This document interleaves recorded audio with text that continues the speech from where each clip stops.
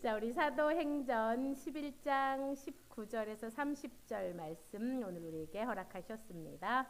그 가운데 사도행전 11장 25절에서 26절 두 절의 말씀 한 목소리로 합독하도록 하겠습니다. 시작.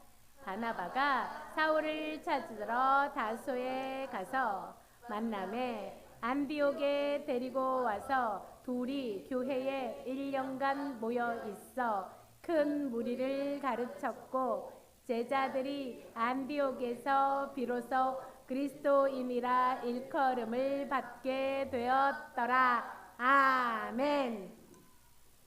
오늘은 최초의 그리스도인 안디옥 교회라는 제목의 말씀으로 박철수 목사님께서 말씀 전해주시겠습니다. 기도드리고 말씀 전하기로 하겠습니다. 하나님 아버지, 은혜와 사랑을 감사를 드립니다.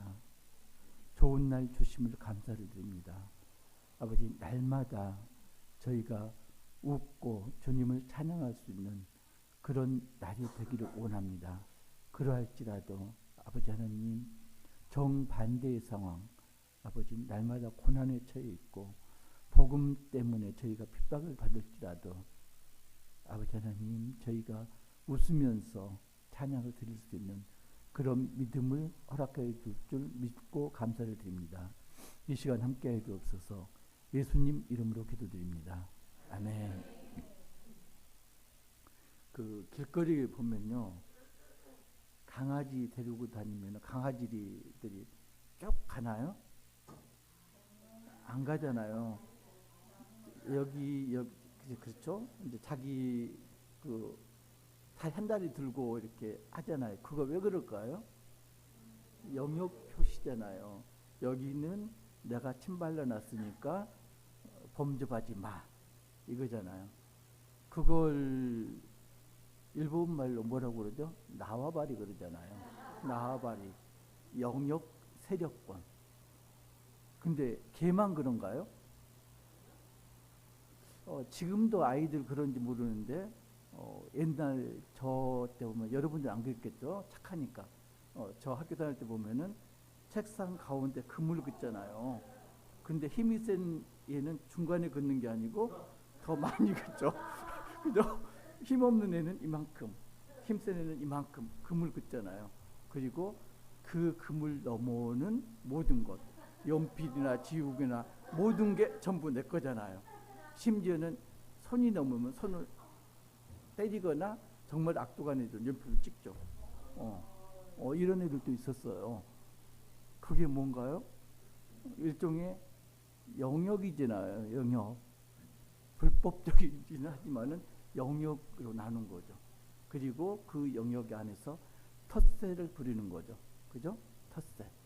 그러니까 텃세가 그 아이들만 그런 게 아니고 그게 어른들도 나라에서도 민족들에서도 그 텃세가 있었다. 비근한 예로 일제강점기에 일본이 우리나라에 대해서 텃세를 부렸다. 내선 일체를 주장했지만은 너희는 2등 국민이다, 이렇게 낙인을 찍었고요. 유대인들도 마찬가지로 그랬죠. 유대인 기독교인들이 이방인 기독교인들을 받아들였으면서도 너희는 부족해. 너희는 한류도 받아야 되고 음식 정결도 지켜야 되고 안식일도 지켜야 돼. 그래야지 완전하게 우리 편이 될 수 있어. 이렇게 했잖아요. 그래서 이 사람들이 가장 강조한 게 뭐였다? 음식 정결례를 지키지 않으면 너는 기독교인이 아니야. 안 받아들였잖아요. 그래서 어떤 일이 일어났나요?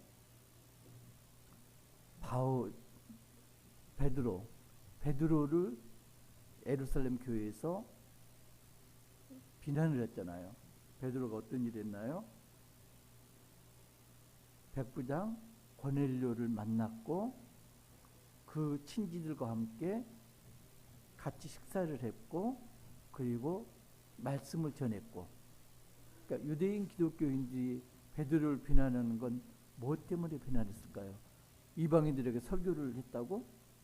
그게 아니고 이방인들하고 함께 먹었다. 식탁 교제를 했다. 유대인 입장에서는 음식을 함께 먹는다는 건 같은 가족이에요. 그러니까 한 가족이 한 쌍에 둘러서 먹고 마셔 그잖아요. 우리도 이제 그게 남아 있죠. 가족을 우리가 뭐라고 그랬나요? 식구, 먹는 입, 함께 먹는 사람 이렇게 이야기했잖아요. 유대인도 마찬가지로 한 식탁에서 먹고 마시면은 한 가족이다. 그런데 이방인은 한 가족이 아니기 때문에 먹고 마셔서는 안 된다. 이래서 이제 베드로를 비난한 거죠.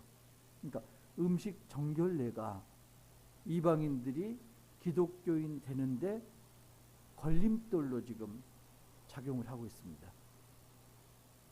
예수님을 믿고 싶은데 유대인들이 이야기합니다. 너희들이 온전한 구원을 받으려면은 예수님도 믿고 그리고 율법도 지켜야 된다. 특히 음식 정결례를 지켜야 된다. 이방인들이 그거 지키기 쉬울까요? 기독교인이 되기를 점점 어렵게 만듭니다.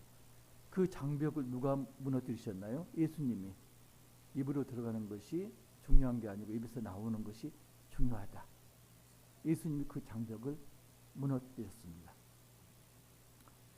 그런데 제가 왜 이야기를 할까요? 예수님이 그 장벽을 무너뜨렸음에도 불구하고 유대인들은 여전히 이방인 기독교인들을 핍박을 하죠. 음식 정결례 때문에. 우리가 흔히 이야기합니다. 예수님을 믿는 사람들을 세상에서 비아냥거리면서 뭐라고 그러죠? 예수쟁이 그럽니다. 예수쟁이라는 뜻 안에는 아편쟁이, 그죠? 심술쟁이, 욕심쟁이 비슷한 뉘앙스가 들어있는 거예요. 존경하는 의미가 절대 아닙니다. 얕잡아보고 비아냥거리는 그런 그게 예수쟁이죠. 근데 정말로 우리가 주님을 믿는다면은 예수쟁이가 돼야 되는 거죠. 그 예수쟁이가 되면은 어떻게 해야 되는가? 그 행동 강령이 오늘 본문에 나타나 있습니다.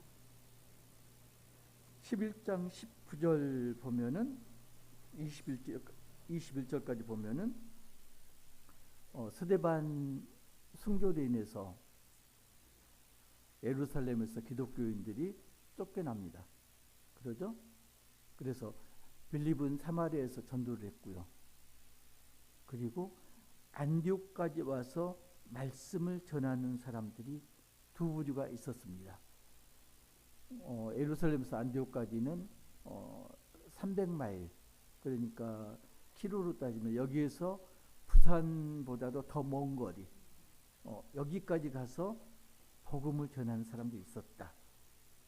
그런데 한 부류는 19절 후반부에 보면은 유대인에게만 말씀을 전했고, 그죠? 또 한 부류는 20절 보면은 헬라인에게도 주 예수를 전파했다. 그러니까 안디옥 교회는 두 부류가 전부 모여 있었다. 그죠? 유대인에게만 복음을 전하는 사람도 있었고 이방인 헬라인에게도 복음을 전하는 사람들이 있었다. 그런데 안디옥 교회가 복음을 받아들여 가지고 무섭게 성장했다. 21절 함께 읽겠습니다. 시작. 주의 손이 그들과 함께 하심에 수많은 사람들이 믿고 주께 돌아오더라. 자, 안디옥 교회가 부흥을 합니다. 이걸 예루살렘 교회에서 그 소문을 들었습니다. 빌립이 사마리아에 전도를 해갖고 왕성할 때 예루살렘 교회에서 누구를 보내나요? 누구 보내죠? 두 사람 보냈잖아요. 누구 보냈어요? 요한하고 아니요, 야고보하고 베드로 보냈죠. 한번 보세요.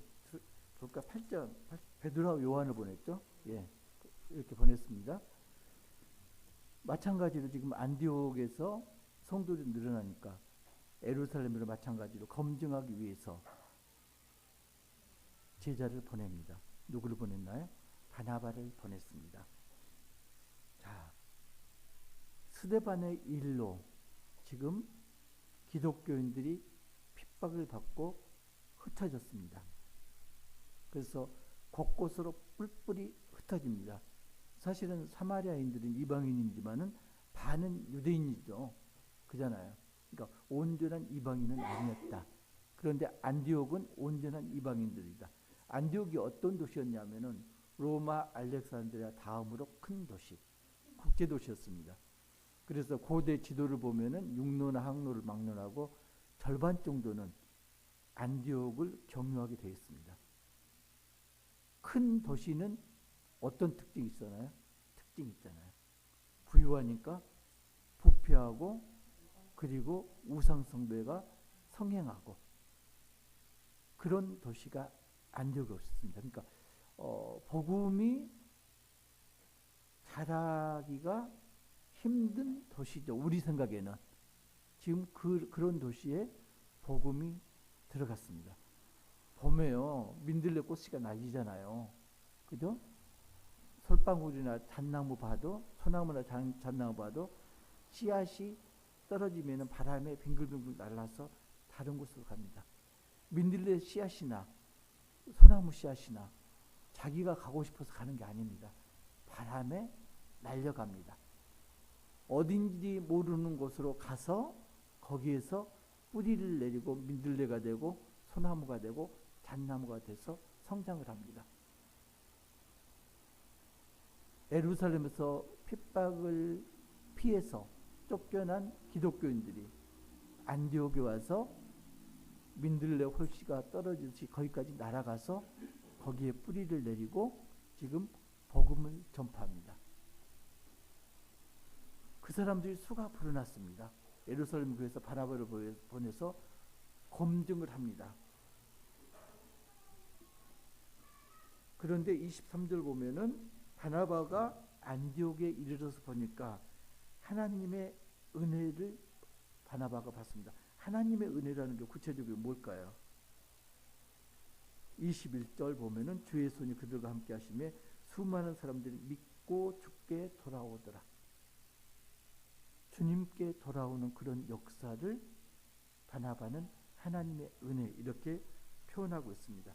그래서 그걸 보고 안디옥 성도들에게 권면을 합니다. 굳건한 마음으로 주와 함께 머물러 있으라. 주와 함께 머물러 있으라. 이거는 이제 새 번역에서 보면은 주님을 의지하라. 이렇게 되어 있습니다. 주님을 의지하라. 자, 예루살렘에서 환난을 당한 사람들이 안디옥에 와서 복음을 선포했습니다. 고난을 당했는데 주저앉아서 울지 않고 어떻게 했다고요? 복음을 전했습니다. 두 번째, 그 사람들이 어떻게 변했나요? 그 부패하고 우상숭배하던 사람들이 주님을 의지하는 주께로 돌아왔습니다. 그래서 격려를 합니다. 주님께 더 의지하라. 우리가 고난을 처했을 때 행동 강령이 그겁니다. 고난에 매어서는 안 되고요. 고난이 어떤 기회다? 복음을 전할 기회다. 고난이 또 어떤 기회다? 고난은 묵상하고 기도하고 말씀을 공부하는 그런 기회다. 그게 이제 그 다음 절에 보면은 다소에 있는 사울의 경우에서 나옵니다. 24절 한 목소리로 합독하시겠습니다. 시작.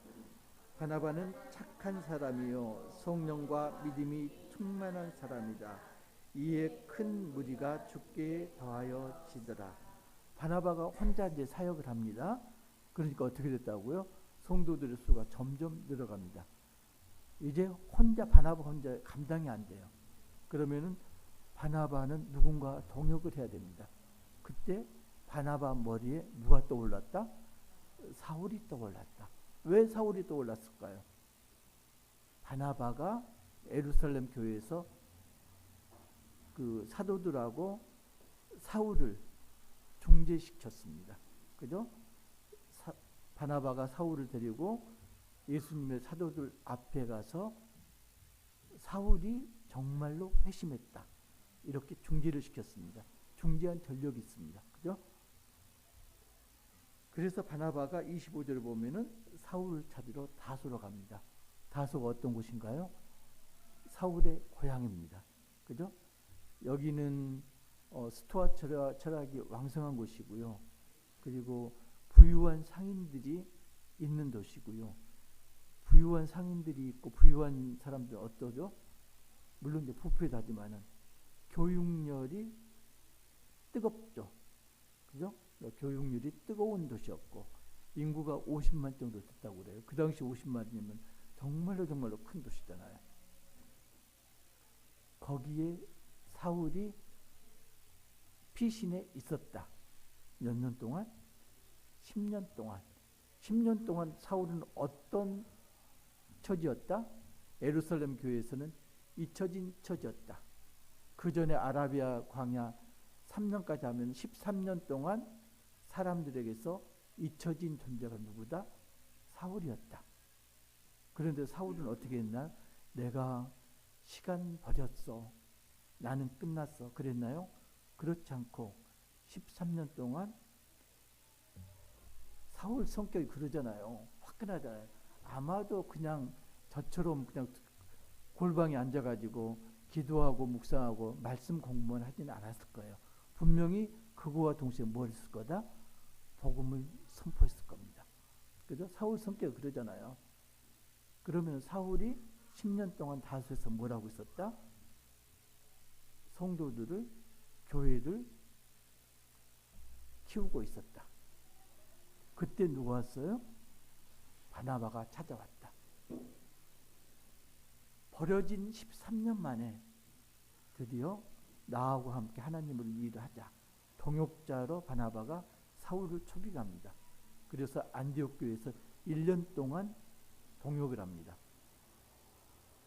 자, 26절 보면은 만남에 안디옥에 데리고 와서 둘이 교회에 1년간 모여서 큰 무리를 가르쳤고 제자들이 큰 무리를 가르쳤고 자, 사울이 자기 경험을 안디옥 교회에 접목을 합니다. 자기가 회심했던 거, 그리고 자기가 기도하고 묵상했던 거, 말씀 공부했던 거, 그리고 다소에서 성도들을 가르쳤던 거, 복음을 전파했던 거, 이 모든 경험들을 안디옥에서 지금 경험바를 털어놓습니다.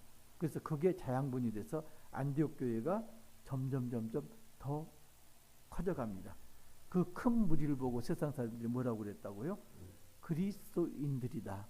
저들은 그리스도인이다. 이렇게 부르기 시작했습니다. 그러니까 안디옥 교회가 최초로 그리스도인이다. 이런 호칭을 받은 교회고요. 안디옥 교회가 최초의 이방인 교회고 안디옥 교회가 최초로 이방인 선교의 전초 기지가 된 그런 곳입니다. 그래서 뭐라고요? 고난에 처했을 때 어떻게 해야 된다고요? 고난이 복음 전파의 기회다. 두 번째, 고난에 처했을 때 어떻게 하라고요? 사울처럼 기도하고 묵상하고 말씀 공부를 하는 그런 기회다. 세 번째, 사랑을 베풀어야 한다. 고난에 처했을 때 복음을 전파해야 되고요. 그리고 준비를 해야 되고요. 세 번째가 사랑을 베풀어야 되고요. 지금 27절부터 30절 이야기는 안디옥 교회에서 예루살렘 교회에 구제 현금을 보내는 장면입니다. 글라우디오 때 28절 보면은 글라우디오 때에 큰 흉년이 들었습니다. 그걸 그 전에 예언을 한 사람이 있었습니다. 누구? 아가보로 하는 선지자가 예언을 했습니다. 아가보는 누굴까요? 아가바. 사도행전 21장 8절 한번 보실래요? 사도행전 21장 8절 보면은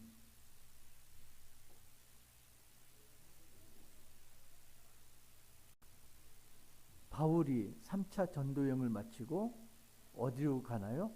전도자 빌립의 집에 들어가서 유합니다. 9절 보면은 그에게 딸 넷이 있어서 처녀로 예언하는 자라.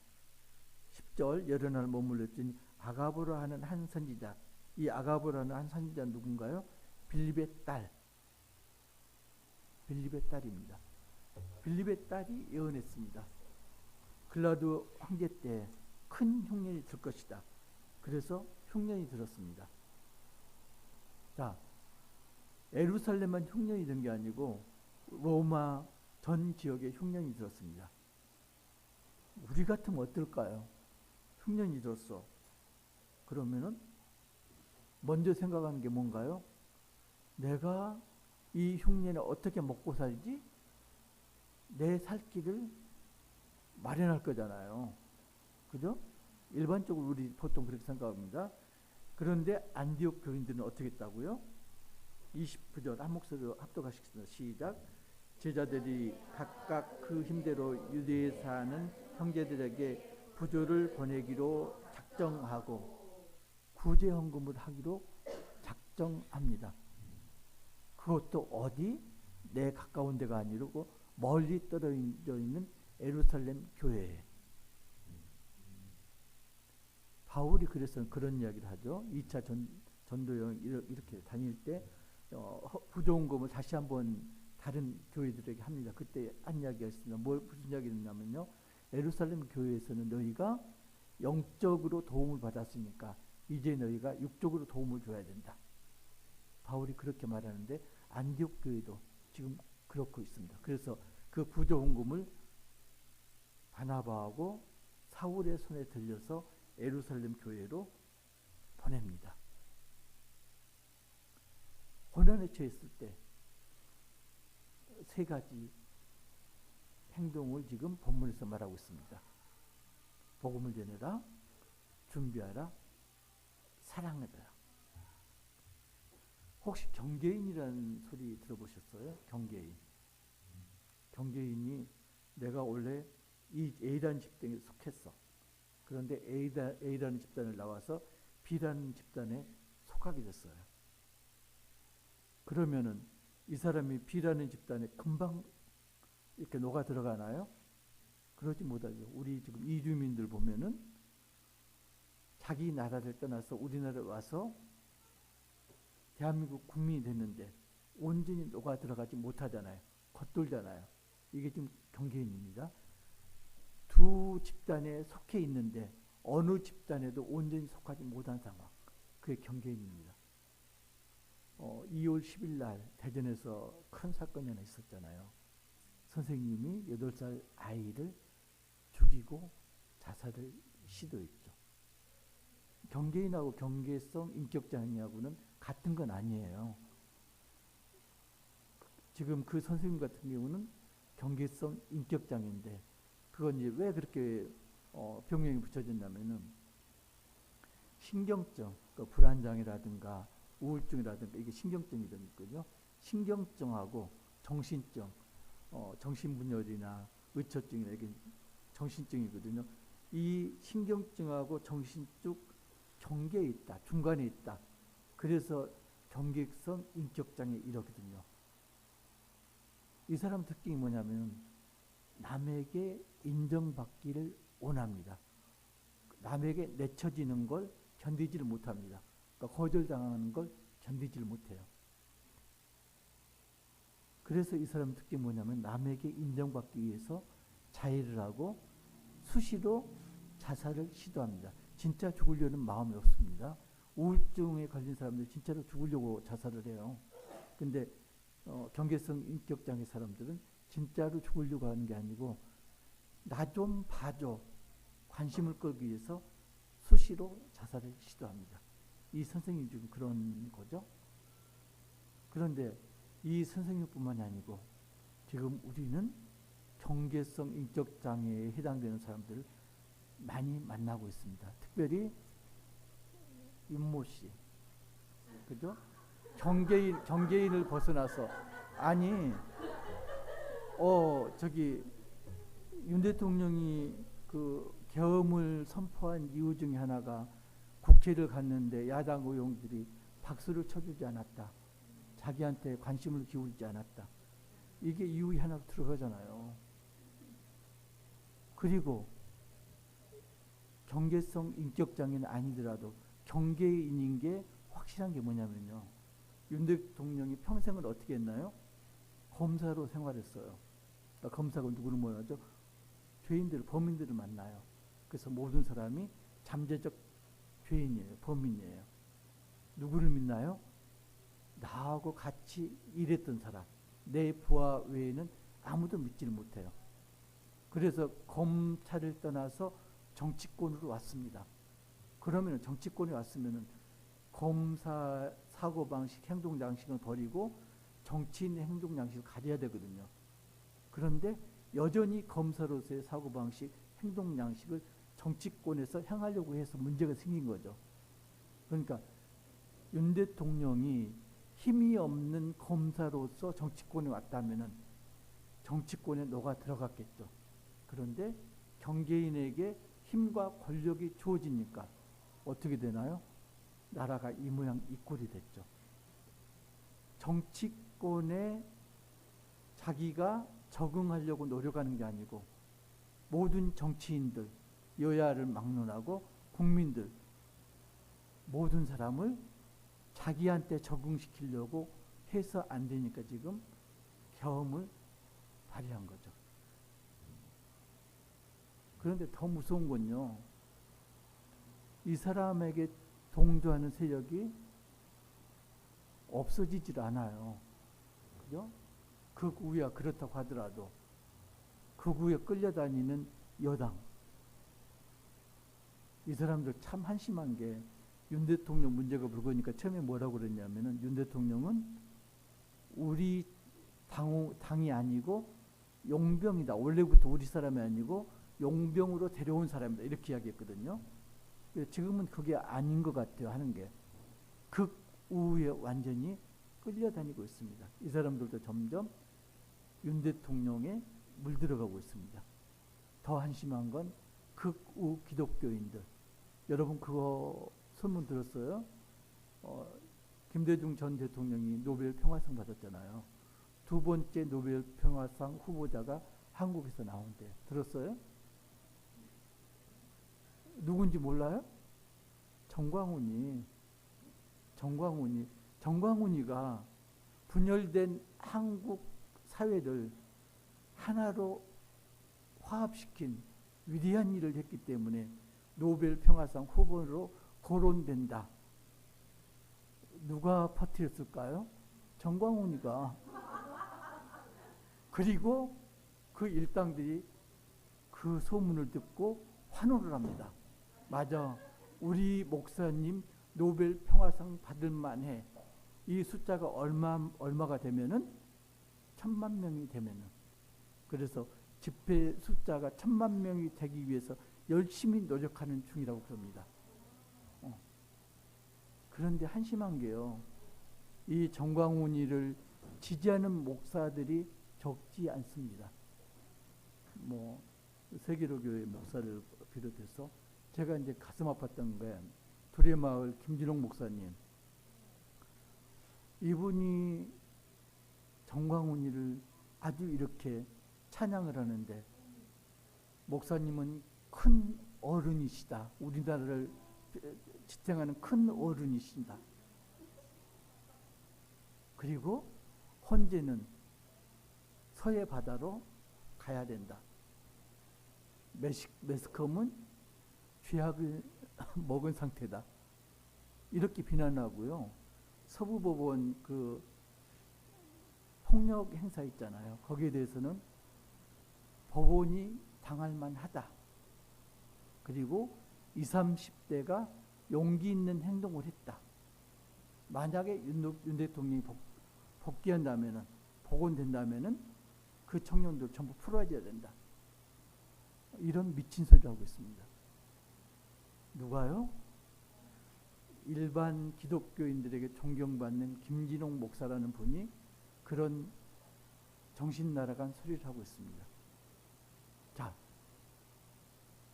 기독교인, 예수쟁이는 어떻게 해야 된다고요? 핍박이 닥쳤을 때 세 가지를 해야 된다고 했습니다. 여러분 핍박 닥치면 어떻게 합니까? 주저앉아서 웁니까? 특히 신앙 때문에 내가 핍박을 당했다. 사람 안 봅니까? 그걸로 끝나나요? 지금 안디옥 교회를 보면은 핍박을 당한 사람이 와서 복음을 전합니다. 여러분이 신앙 문제 때문에 핍박을 당하고 있다면 그때가 무슨 때다? 이때가 지금 복음을 전할 때다. 사울이 13년간 잊혀진 세월을 보내다가 안디옥에 와서 비로소 복음을 정상적으로 전하기 시작합니다. 교회에서, 공동체에서 나는 정말로 신앙생활을 열심히 하는데 나를 알아주지 않아. 그래서 교회 다니는 시간이 아까워. 그 시간은 내 인생에서 제거해버리고 싶은 시간이야. 제가 그런 시간이 2년 있거든요. 딱 2년. 지금도 그게 변하지가 않는데 다른 모든 시간은 제가 하나님께서 예비하신 시간이다. 제가 받아들이는데 물론 그 2년도 하나님께서 예비하신 시간이겠지만 아직까지도 제가 마음 깊이 받아들이지 못하는 시간. 어떤 시간일까요? 군대 2년. 군대 갔던 2년은 아직까지도 내가 왜 군생활을 해야 되는지 제가 총을 들고 저기 북한군하고 이렇게 대항한 것도 아니고요. 제가 했던 거 뭐냐면은 뭐랄게요. 병원에 근무했었는데 환자를 본 것도 아니었고요. 병원에 근무했지만은 물론 이제 환자 보는 거 보조한다고 직책이 돼 있죠. 주로 했던 일이 뭐냐면은 파리 잡는 일을 했어요. 병원에 파리 날아다니니까 잡는 역할을 주로 했거든요. 그거 나 아니어도 할 사람 많잖아요. 그잖아요. 버려진 시간 2년. 사울은 13년간 벌어진 시간 했습니다. 여러분 혹시 내가 지금 잊혀진 시간 속에 살고 있다. 나는 신앙생활 열심히 하는데 교회에서 공동체에서 나를 전혀 알아주지 않는 시간이 지금 몇 년 동안이다. 혹시 이러신 분이 있다면은 사울은 어떻게 했다고요? 그게 하나님의 사역을 준비하는 시간이었다. 그 다음에 내가 지금 고난에 처해 있습니까? 경제적으로 고난에 처해 있거나 인간관계에서 고난에 처해 있거나 그 시간이 어떤 시간이라고요? 내 급한 발등의 불을 끄는 그 시간이 아니고 안디옥 교회가 멀리 있는 예루살렘 교회의 부조를 보냈듯이 사랑을 베푸는 그런 때다. 고난에 처했나요? 지금이 어떤 때라고요? 복음을 전할 때고 준비할 때고 사랑을 할 때입니다. 근데 사랑이라는 게요. 사랑을 받아본 사람이 사랑을 할 줄 압니다. 그죠? 그러니까 아이들에게 엄마가 좋아, 아빠가 좋아 그러면 뭐라고 대답하죠? 엄마. 그런데 이제 조금 눈치가 생기면은 뭐라고 그러나요? 살기 위해서 엄마도 좋고 아빠도 좋고 그렇게 이야기하잖아요. 살려니까. 그 이야기는 정치적인 발언이에요. 본심이 아니고. 그런데 아이들이 왜 엄마를 좋아할까요? 아빠보다 왜 엄마를 좋아할까요? 엄마는 혼내기도 하고, 그죠? 아빠는 혼내는 것보다는 오히려 먹을 것도 사다 주고 장난감도 사다 주고 이런데도 불구하고 왜 아빠보다 엄마를 좋아할까요? 아이들도 안 거예요. 엄마는 생명을 무릅쓰고 나를 낳아줬고 그리고 엄마는 생명만큼 나를 사랑하고 이걸 애들도 안 거예요. 혹시나 교회에서 교회 공동체에서 내가 미움을 받고 있어. 아니면은 교회 공동체가 도저히 정이 안 가. 정이 안 붙어. 이런 사람 있나요? 그건 왜 그러냐면요. 교회나 교회 공동체가 잘못된 게 아니고 내가 잘못한 거예요. 아니 나 말고 자신이 잘못한 거예요. 내가 진짜로 교회를 내 목숨처럼 사랑했고 교회 공동체를 내 목숨처럼 사랑했다면은, 그러면 어떻게 되나요? 교회도 당연히 나를 목숨처럼 사랑할 것이라는 확신이 있어요. 그런데 내가 교회 공동체에 정말로 온 전심을 다해서 헌신한 적이 없거든요. 당연히 어떻게 된다? 교회 공동체가 나한테 정을 안 주는 것 같아. 이렇게 이제 생각을 하게 되는 거죠. 자, 굉장히 힘든 시기입니다. 이때 우리가 어떻게 해야 된다고요? 저들을 정죄할 게 아니고 지금이 어떤 때? 복음을 전할 때다. 지금이 어떤 때? 준비할 때다. 지금이 어떨 때? 그들에게 사랑을 베풀 때다. 여러분들 예수쟁이 맞습니까? 예수쟁이가 맞다면은 안디옥 교회가 그러했듯이 복음을 전하고 그리고 준비하고 사랑을 베푸는 그런 시간이 지금 우리가 고난을 당한 이때입니다. 이때가 오래가진 않아요. 바로 이때 우리가 이런 행동을 해야지 이 사태가 하나님 뜻 안에서 해결되지. 그렇지 않으면 정말로 경계인들이 경계성 인격 장애로 넘어가게 됩니다. 어떤 일이 벌어질지 모릅니다. 그 초등학교 교사는 어린 아이 한 명 목숨을 빼앗았지만 권력과 힘을 진 경계성 인격 장애인들 군대를 동원해서 우리 죽이려고 그랬잖아요. 그런 일이 또 벌어지지 말라는 그런 법이 없는 거죠. 정말로 우리가 기도하고 복음을 전파하고 준비하고 사랑을 베풀 때입니다. 그렇게 되시기를 주님의 이름으로 축복합니다.